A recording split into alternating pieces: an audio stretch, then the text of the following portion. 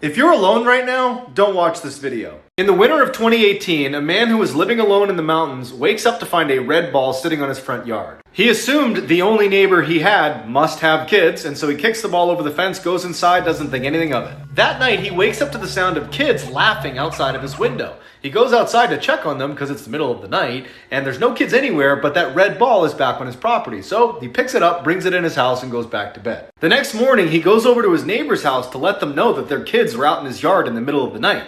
But it turns out his neighbor is just some old man who lives alone, and there aren't any kids anywhere in the area.